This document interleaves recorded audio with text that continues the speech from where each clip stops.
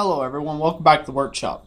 So I was recently asked a question and I hope to answer this question on my riveting series where I've made this rivet set, I made this rivet block, and I made it in order to take factory rivets and be able to not deform the heads of them. And I was recently asked, that's nice and fine and all, or the comment was, that was nice and fine all, but what do I do about handmade rivets? How do I produce the same thing? Do I need to first make it in a monkey tool? Things like that. And today I hope to answer that question very well. The answer to this question, and I will show it in use here in a second, is no, you do not have to take and form a factory rivet or form a handmade rivet in a riveting tool first, as that is an extra and unneeded step in your process. Now, in certain cases, that could be handy, but in most cases, it is not. Now, what I mean by that is in the case of like tongs, say tongs, or in this case, a video that I'm going to be doing here very soon, which is a set of Blacksmith dividers or calipers to just make quick measurements. You just need to be able to establish a joint very quickly, and it's a one joint type deal. So it works out very well this way, that basically the premise is we heat up the rivet itself, put it through the two pieces that need to be riveted. The block goes underneath, forming the bottom head. The rivet set comes from on top, forming the top head, and you drive the two down clean. So the first step in this process, obviously, you're going to heat this whole thing up. Not the piece being joined, but the rivet itself. And the very first few blows are actually going to be on the anvil itself. Boom, boom, boom.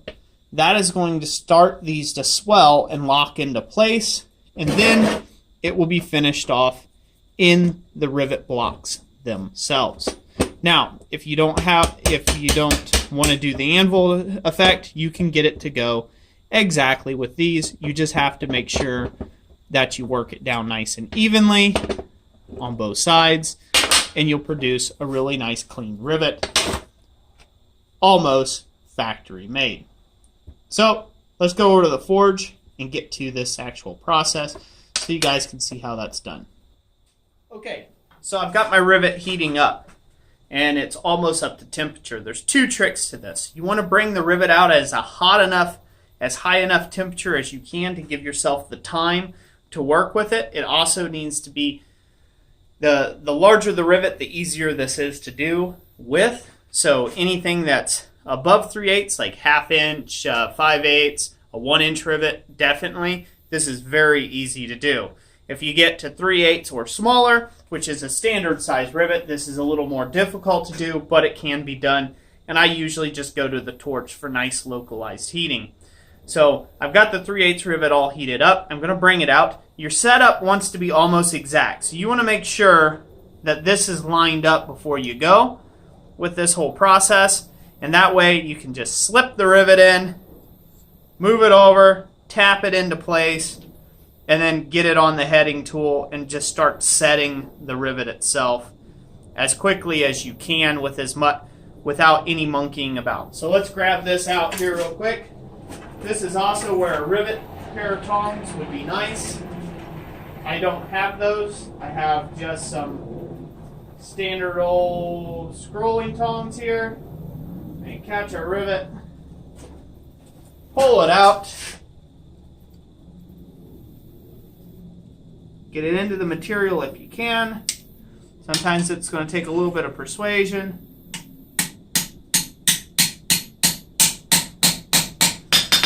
Sometimes it takes a little more persuasion than what you're wanting. Okay. Just takes a little bit of work here. Got it through. And as you can see, I already took too much time on this. But we can start rounding that head over. So, as you can see, it took too much time to get that in there. and too much fussing about. This is where the timing's kind of critical. Now, one thing I could have done was drill this hole in here, just a fuzz larger than a 3/8 inch round. That would have helped a little bit with this process, but clearly I didn't get that done. So don't worry, it's not the end of the world. I'm going to stick this whole thing in the fire, just that end, and bring it out and go ahead and use this tool anyhow. So I'll go ahead and clip out, be right back with you when I got that heated up. Okay, we got this bit good and hot again. We'll go ahead and set it on, make sure it's on your block. Now we're going to use our rivet set.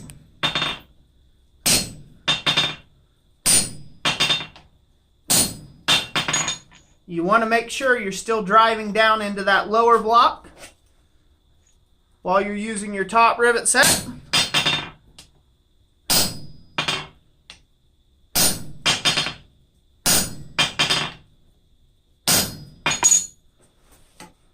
And with any luck, there you have it. Both sides completely riveted, nicely, all together, one go. Nothing to it. Voila. So did I get it right the first time and in the right timing? No, but you can still produce a very nice professional result just like that. And that is one really good looking rivet. Just had to take a little different route to it. So yes, you can take and make factory-made looking rivets by hand using just a simple rivet block and a rivet set tool. It's just like using a closed top and bottom die on something, and it forms it just as nice. So I hope that answers the question good enough. And yeah, I hope you found it informative. Thank you all for watching this video. Hit the like button if you liked it, and remember to subscribe and hit that little jingly bell for the notifications. I produce videos every day. And thank you to my subscriber for that great question on whether you can do it this way or not. God bless you all, and we will catch you on the next one.